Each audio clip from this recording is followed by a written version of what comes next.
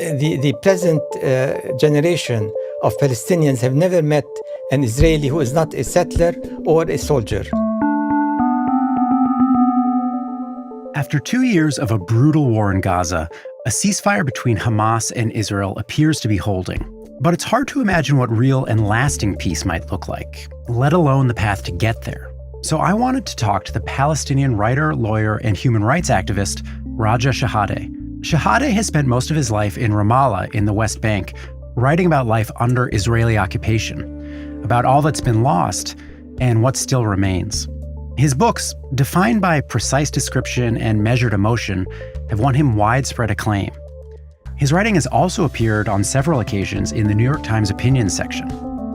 To read his work is to be exposed to a thinker with a stubbornly optimistic view of the conflict, but also a clear-eyed perspective on what peace actually requires. Here's my conversation with Raja Shehadeh.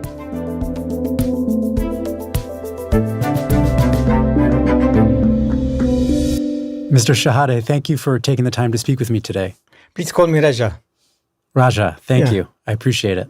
Just to start, your mother and your father, who's a lawyer, were from Jaffa, which is now part of the Tel Aviv-Yaffo area. But when they lived in Jaffa, it was part of the British Mandate Palestine. Can you tell me about how your family ended up in Ramallah in the West Bank? In 1948, in April, the Irgun, the terrorist organization, started bombing Jaffa. They bombed the center of Jaffa, and it was getting dangerous, but they decided to stay. And then Jewish terrorists started bombing the Manshi, which is a suburb of Jaffa. And it became very dangerous, and they had a 3-year-old daughter, and they decided that they will leave to Ramallah, where they had a summer house, because Jaffa in the summer is very humid and hot. And so they left in 28th April to Ramallah, and they were never able to return. I know in your work you've written about the experience of being in Ramallah and seeing the lights off in the distance, and there were the lights of Jaffa. But of course, you sort of had a feeling of longing seeing those lights. And of course, you've lived in Ramallah your whole life. And can you tell me about how living in the occupied territory in the West Bank has affected your own sense of agency over your own life? Well, I grew up in Ramallah with an exiled family. And my grandmother was always yearning for Jaffa, and my mother was always yearning for Jaffa. And they were looking at the horizon and seeing the lights of Tel Aviv, really, and thinking that this is Jaffa. And so I learned to look at the horizon also and think that I'm looking at Jaffa. Although I had never been to Jaffa, of course, because I was born after the Nakba, after 1948. And so I had a sense of Ramallah was not the real home. It was just a temporary home. And it was an exile's consciousness. The expectation was always that we will be returning. And you use the term an exile's consciousness. How would you characterize that? I would characterize it by the feeling that where you are is not home. Where you are is temporary, and real home is somewhere else, where you came from. You don't feel you belong to the place that you are in. You know, it's striking to me in reading your works that you often express anger over the Israeli-Palestinian conflict, but at the same time, I never get a sense from your work that anger consumes you. That the anger has kind of curdled into a hate, or is the prism through which you view the situation in Israel and the occupied territories. So what is your relationship with anger? How have you not let it define you? I think anger is a very negative thing, and I've been always careful not to resort to anger. And I feel that always there's hope and there's a possibility out, and anger is a dead end. Anger is it imprisons you. And I didn't want ever to be angry to the point of being immobilized. And I think I take this after my father. My father was always active, always trying to find a solution, a way out. And I think I have the same attitude. I always try to find a way out and try always to look at the other side, the others, and try to put myself in their place and how would I feel if I were in their place, and try to understand them. And so that I see them as fellow human beings rather than as an object. I think it's fair to say that justice, or the pursuit of justice, is one of the great themes of your work. And, given that, particularly now, when politics that are based in raw power are so ascendant, what is the role of a justice-driven writer? Well, I think the first thing is to document and make clear what is the situation, and avoid mystification. And I think the colonization works by mystifying, by making people lose a sense of who they are and how did they get to the point that they got to now. I realize now that the people who are younger than me and who were born in the, let's say, 90s, never knew the land as it was before, never knew what the hills looked like before the settlements were built all over them, never knew the roads before they were distorted and became settler roads and full of checkpoints. And so one of the objects of my writing has been to describe the landscape as it was before that, and to try and paint a picture of the beauty of the land before it was distorted by these settlements, and then also they might not be aware how we got into the situation, the legal situation that we are in now, and that is important, I think, to remove the mystery and explain exactly that it was a slow process, which was deliberate, and that is also part of what my work has been trying to do. And when you talk about the process, you're specifically referring to the building of settlements in the West Bank? Yeah, that's part of it, of course. That's a big part of it. What are some of the other parts?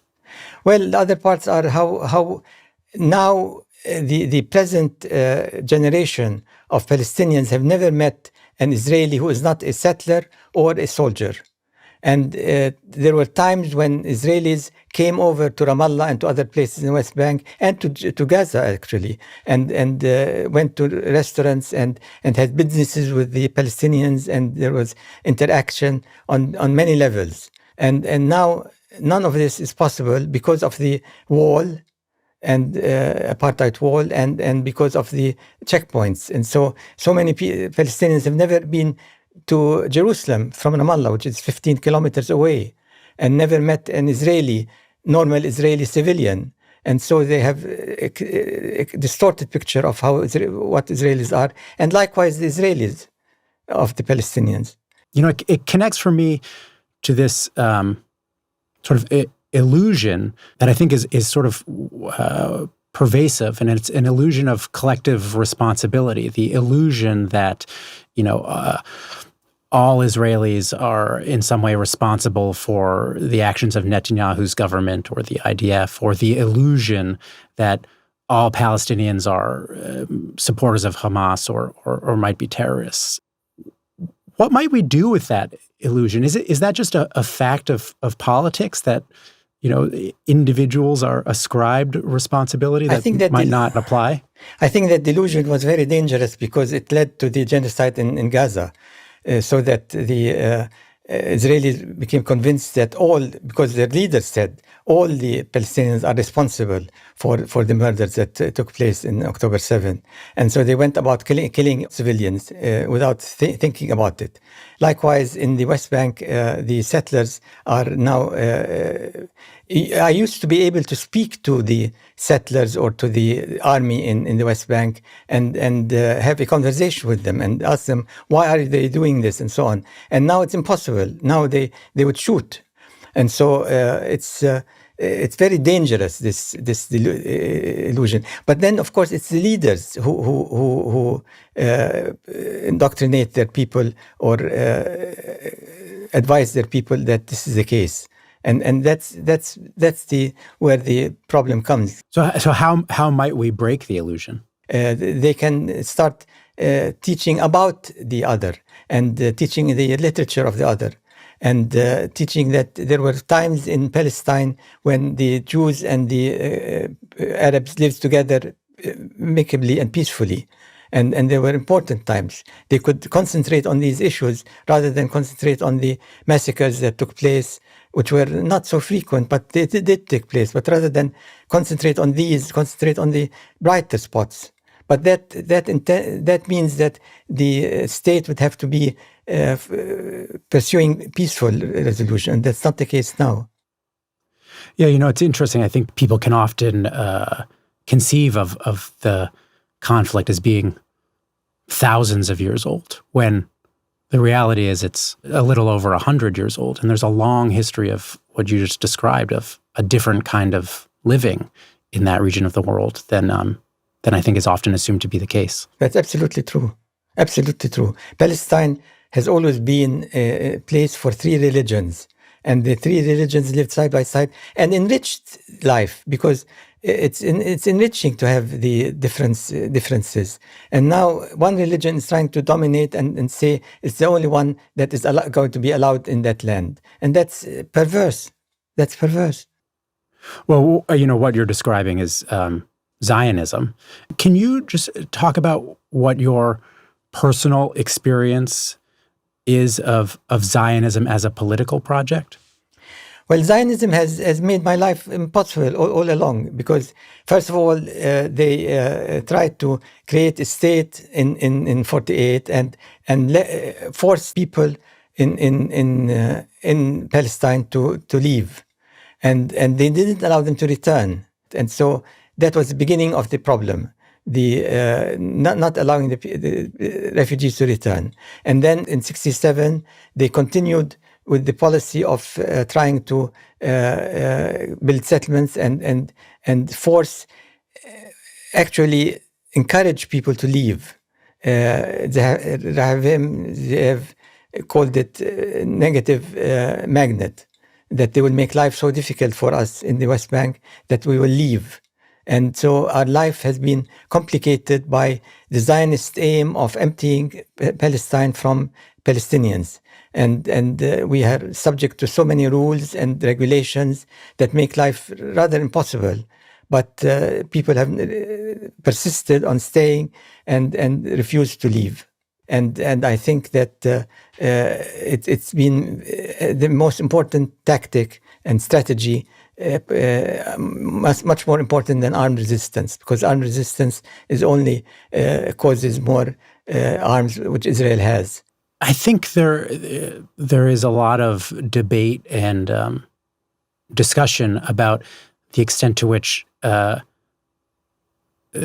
Zionism and Judaism are intertwined, and also then it ends up getting into questions of whether criticism of Zionism is de facto anti-Semitic. But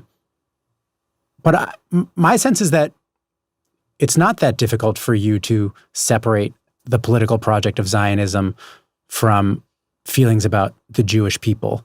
Absolutely. I've never had that problem, because I've always felt that Jews are just members of a religion, and it has nothing negative about it and nothing in enmity with me. But Zionism, which is trying to use the religion to promote a certain political project, is an enemy to me. And the two are separate in my mind entirely, and I have no difficulty. And I find it very strange when people say that the criticism of Zionism is anti-Semitic. I understand that it's a political device in order to scare people into not attacking Zionism and calling them anti-Semitic if they do. You write at length about your friendship with a Jewish Israeli, Henry Abramovich. Are there aspects of your friendship with Henry that might serve as a model for larger groups of people and their political relationships? I had several very good friends amongst Israelis, and their friendship is very important to me. And the important thing is to be clear and open, and that I think can be the basis for a relationship between Israelis and Palestinians. Openness and clarity and attention to the suffering of the other. So I would not accept somebody as a friend who doesn't understand that the right of return is a right that should be upheld. Because to deny that the Palestinians exist is so profound and painful that a friendship based on a denial of that would not be a good friendship, would not endure. When have your friendships with Jewish Israelis been most severely tested? Oh, they were, and actually now with the genocide, it's a very big challenge because I expect the Israeli friend to speak out and condemn and be attentive to my suffering as a Palestinian, seeing that part of my people are being murdered in wholesale, like in Gaza. What you just described connects for me to something you wrote in your book, What Does Israel Fear from Palestine? In that book, you wrote about a conversation you had with an Israeli friend, and you wrote, and I'll just read it to you. Every time I mentioned an atrocity committed against Palestinian civilians by the Israeli army in Gaza, he brought up a criminal act committed by Hamas on October 7th. Then with a sad voice, he assured me that the Israelis are suffering from trauma and are grieving. And, it's completely understandable to me that people have a strong desire and maybe even a need to have their suffering recognized. But is there a way to address that need on both sides without sort of invoking a kind of unproductive, endless competition of suffering?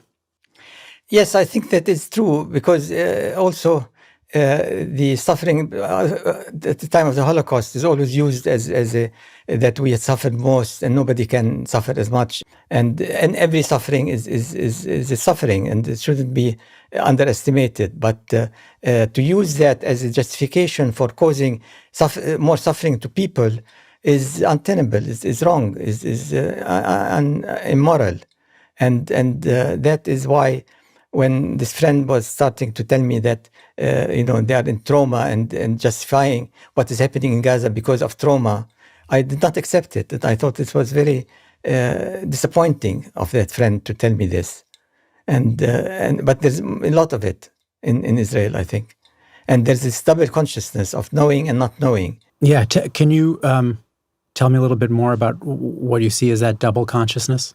Well, they. On the one hand, they know what they're doing in Gaza, and on the other hand, they're blocking it and pretending not to know. And that's how they can live with themselves, by blocking the knowledge that is there, that they cannot deny, that is obvious, that the whole world knows about it.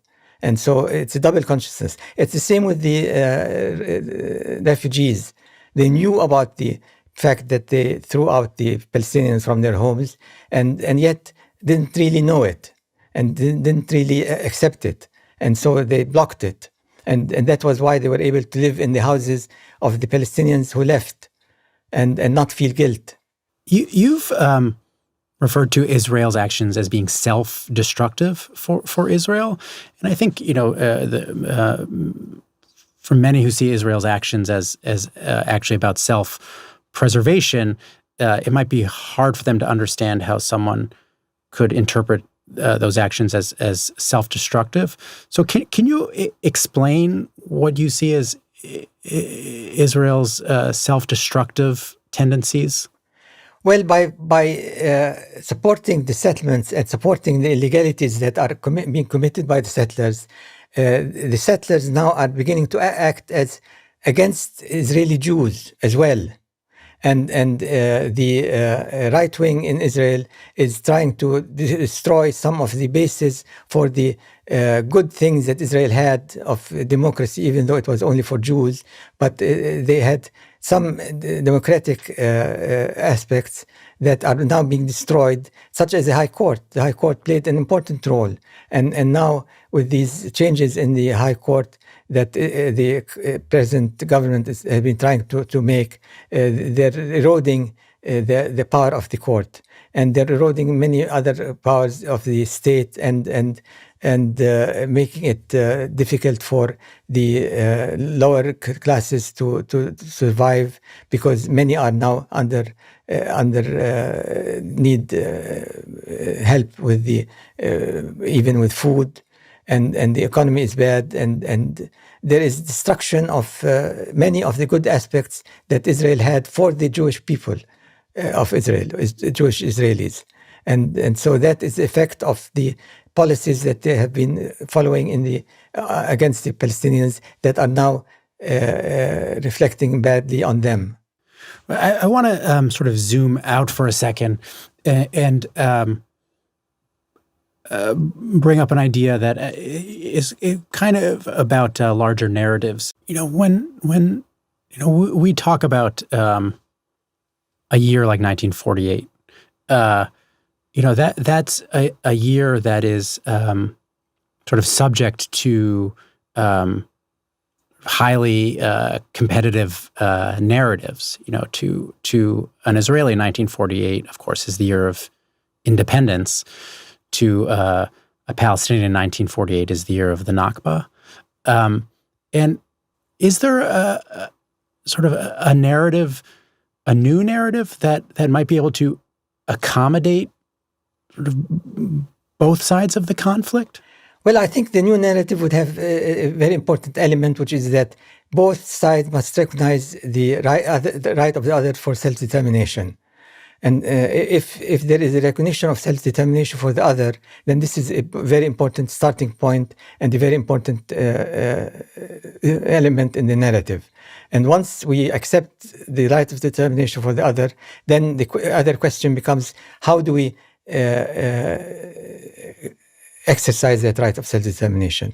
And there are many ways of exercising it in such a way that could take into account the possibility for the two sides to live together and find a relationship of living together. And that is the important element in the narrative. The other important element in the narrative is that the world, the countries of the world which supported Israel in building settlements and in complicating the situation, have also a role to play. And they have to take seriously that role and try to now play a role in bringing the two sides together.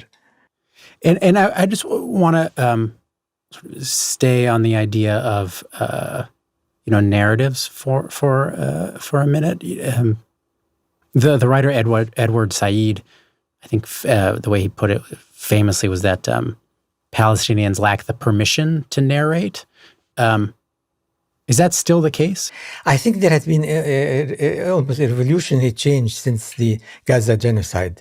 And the Palestinians now are much more able to tell their story. I think Edward was referring to the fact that they could not speak about the Nakba. And at that time. And now it's possible to speak about the Nakba, and the word Nakba has become well known, and you don't even have to explain what Nakba is because people know about Nakba.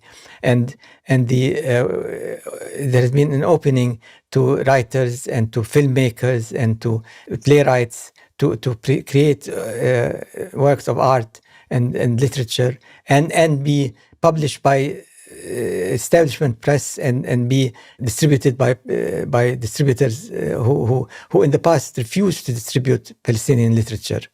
And so there has been a big change now in the world, and much more knowledge about the Palestinians and much more openness to listen to the Palestinians. And that is a very fortunate thing, and it will make changes that are basic and fundamental.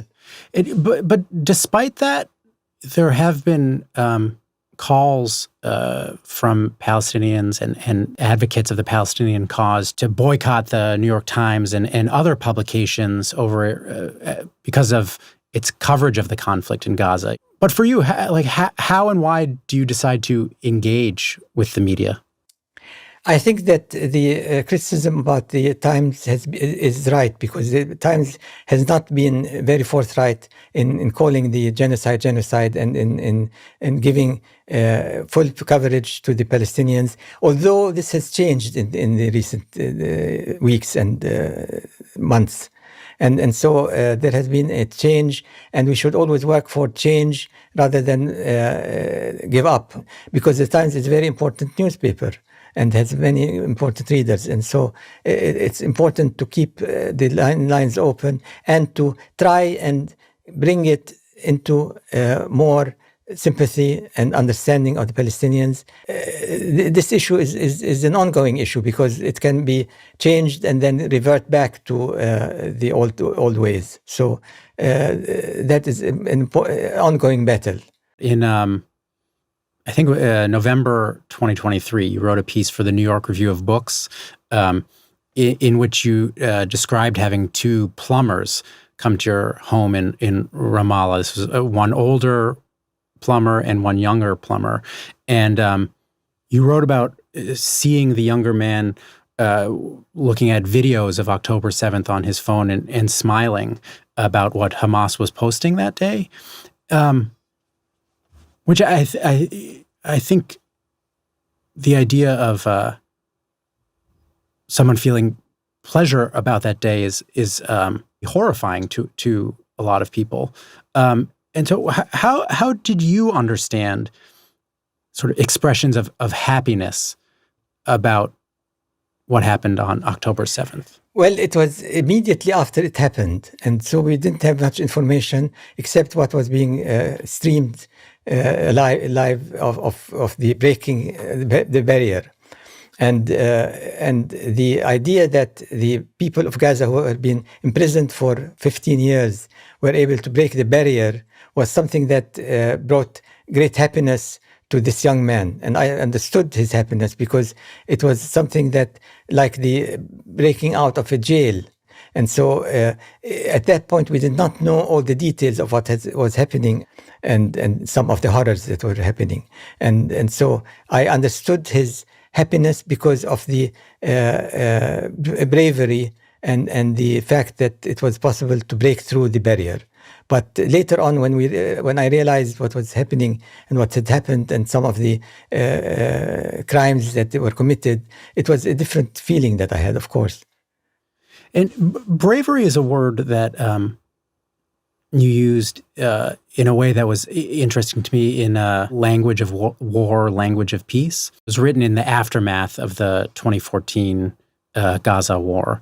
And, you referred in that book to the bravery of the Hamas fighters who were standing up to the mighty Israeli army. How do you reconcile the bravery that you saw, and I think bravery is widely understood to be a positive attribute, with the fact of Hamas's sort of violent religious extremism and sort of total lack of regard for human rights, even in Gaza? I think the fact that Hamas was making attempts at fighting back the Israelis is a legitimate thing, because the international law allows the occupied people to fight and struggle against the occupation. And they were struggling against a power that is much, much more stronger than they are. And yet Hamas, of course, also is not very responsive to human rights at times, and that, I think, is something to be condemned. So the attempt at taking a stand against Israel is legitimate, but the excesses that go on with that are not acceptable to me. And so, for example, in October 7, I thought that they were right to try and break through the barrier, and they were not right in to commit atrocities against the civilians. And it's interesting. There's an aspect of this conversation that I realize. I'm asking you to sort of speak on behalf of Palestinians broadly. Do you find that to be a difficult position to be put in? Do you feel like there are things you can't or shouldn't speak to? I've always felt that I'm not a representative of the Palestinians, and I'm too individualistic and too single-minded to be able to represent the Palestinians. And I always refuse to speak as a representative of the Palestinians. I speak my mind and speak my feelings and opinions, and even if they are unpopular, I'd rather not change them. And so if I'm asked to condemn one side or the other, I refuse, because I think condemning is such a useless thing. I mean, who am I to condemn, and what is the effect of my condemnation? And so very often the expectation is with the Palestinian, you have to start by making sure that the Palestinian condemns certain things before we can go any further. And I think that is a very unfortunate attitude. But surely there's your work is a condemnation of Israeli conduct, right? Well, yes, in a sense it is, but it's an attempt to explain the Israeli conduct and not stop at condemning the Israeli conduct, but explain it and explain it with a view of getting it changed and getting us out of this dilemma and this conflict that we are in. Are there things that you say that you find are controversial among Palestinians? Well, at this point, there are many Palestinians who are thinking of in terms of one state, for example.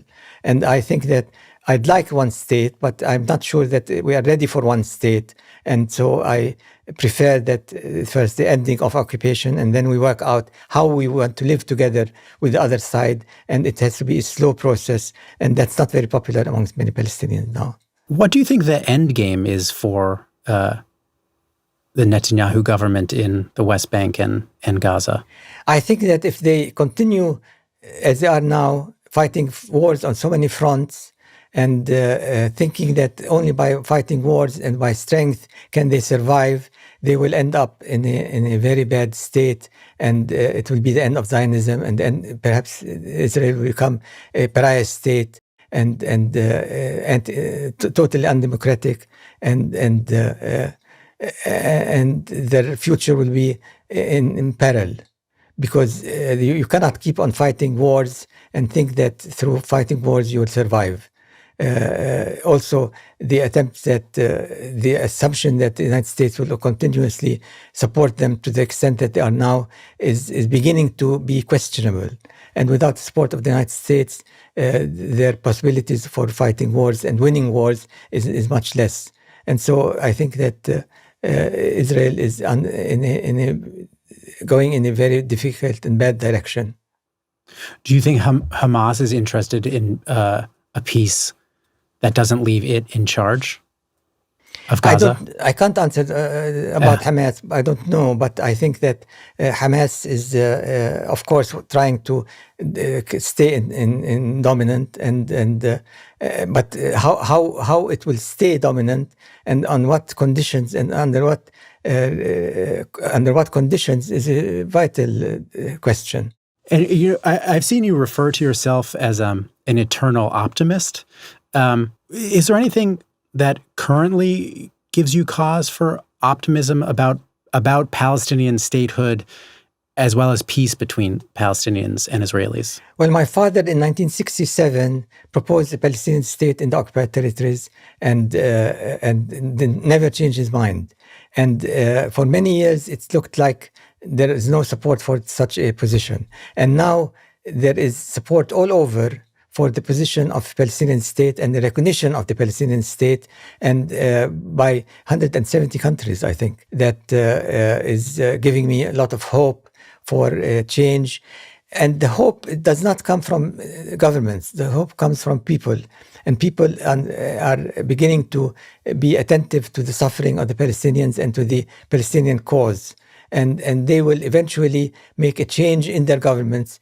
But it's a long-term thing. And the same thing happened with South Africa. Apartheid was condemned by people in the world and who worked very hard to change it and to stop it.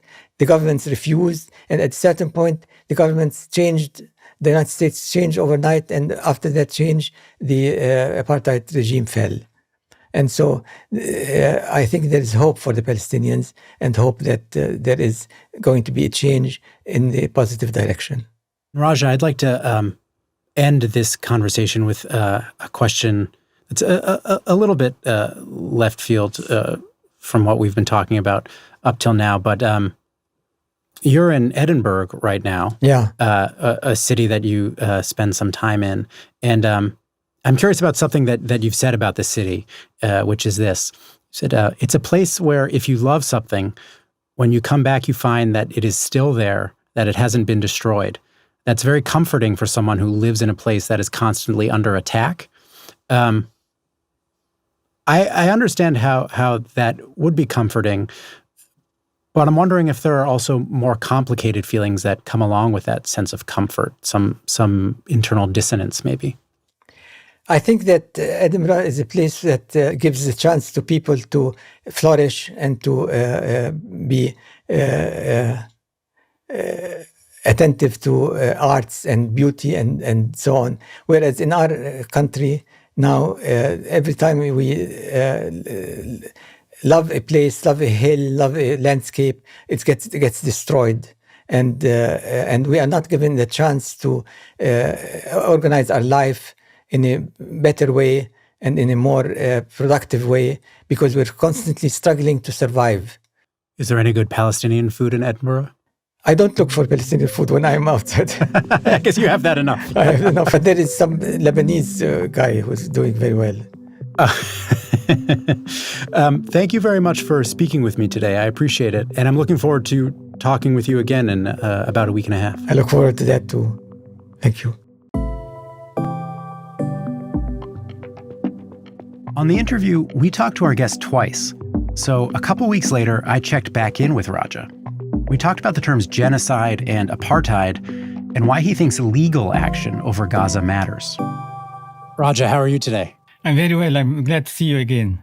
So, something that I was thinking about coming out of our first conversation was the way you use words like apartheid or genocide. And these are highly contested terms.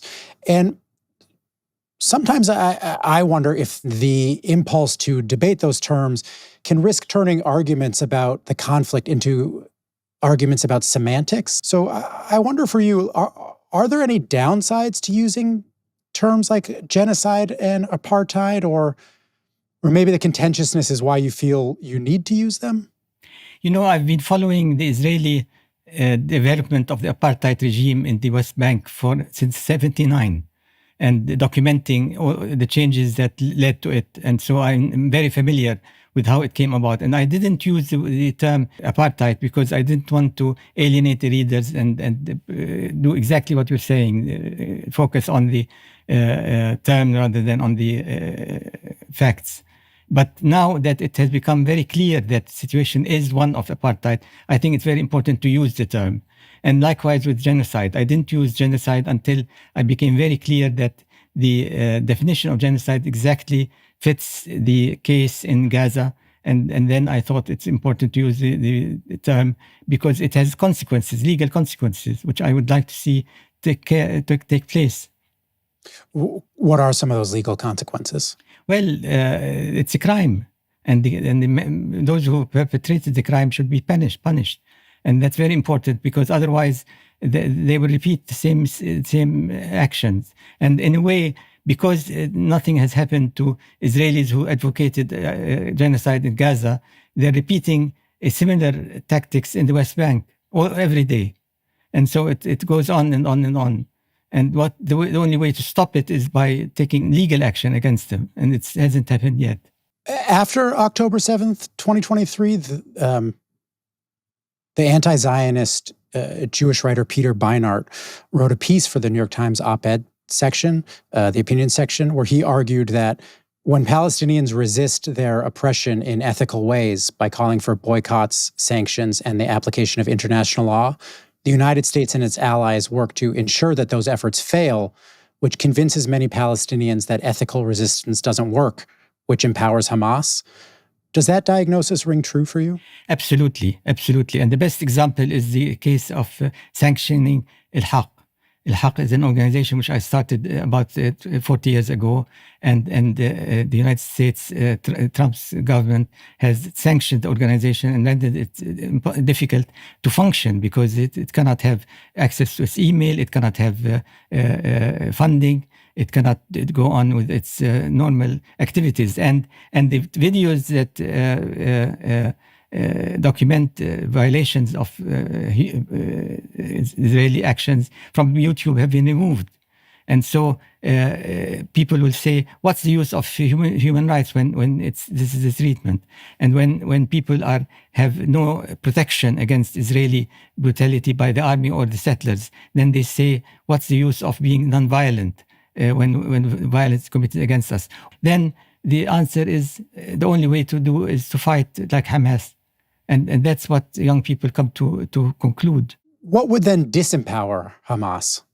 I think if there is peace and if there is an attempt at negotiating with Hamas so that it changes its policies and positions, then there is a possibility for change. But Israel is bent on destroying Hamas through force and not through negotiations and through peaceful means. And that is not going to work at all. It would perpetuate more and more violence. Do you think Hamas could accept negotiations that don't involve the dissolution of the State of Israel? I think that I can't speak for Hamas, but I know that in 2017, they proposed something which went along these lines of accepting the State of Israel. And Israel did not respond at all. It said this is not, this is public relations. It didn't take it seriously. And you mentioned the sanctions against Al-Haq, the human rights organization you co-founded. And I want to ask a question about that. So when the Secretary of State, Marco Rubio, released a statement announcing the sanctions, the justification he gave was that Al-Haq has directly engaged in efforts by the International Criminal Court to investigate, arrest, detain, or prosecute Israeli nationals without Israel's consent. Is that correct? Yeah. Well, Al-Haq has been involved in helping the investigation by the ICC, by the International Criminal Court of Israeli crimes. And that is something that we have been hoping for all along, that it will come to a point when we can take the case to the highest court in the world. And so we gladly supported the investigation.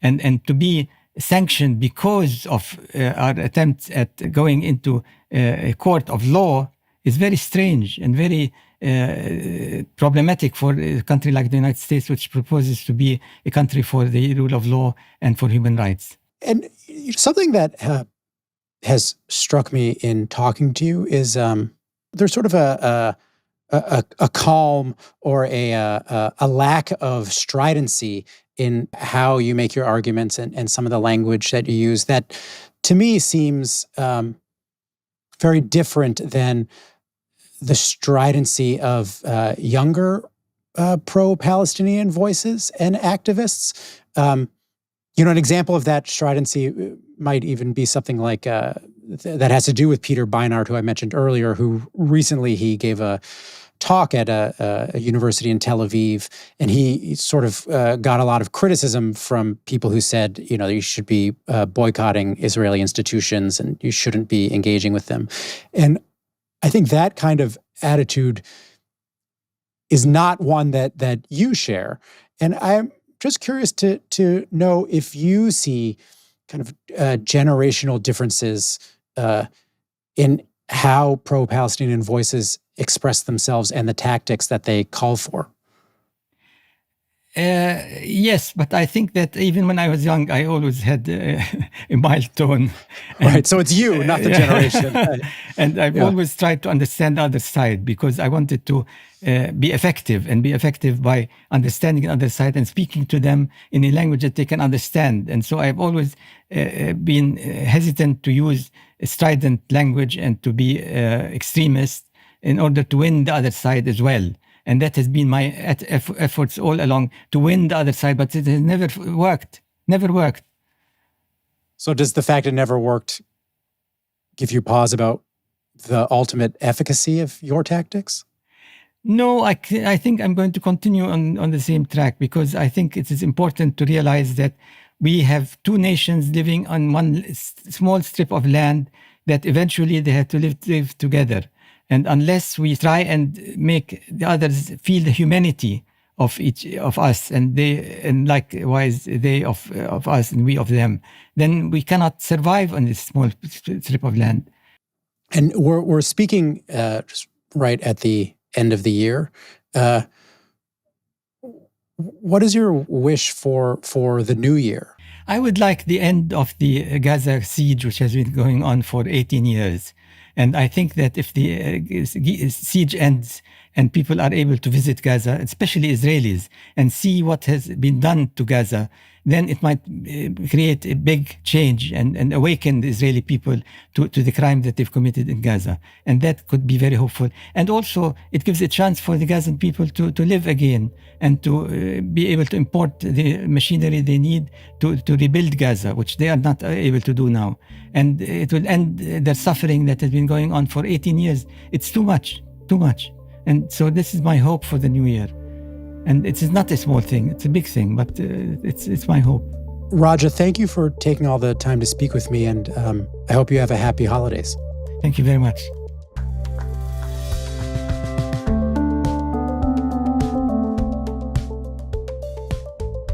I'm Lulu Garcia-Navarro. And I'm David Marchese. And we're the hosts of The Interview, an audio and video podcast from the New York Times. Every week, we interview fascinating and influential people from all walks of life. Subscribe to our YouTube channel so you'll never miss an episode.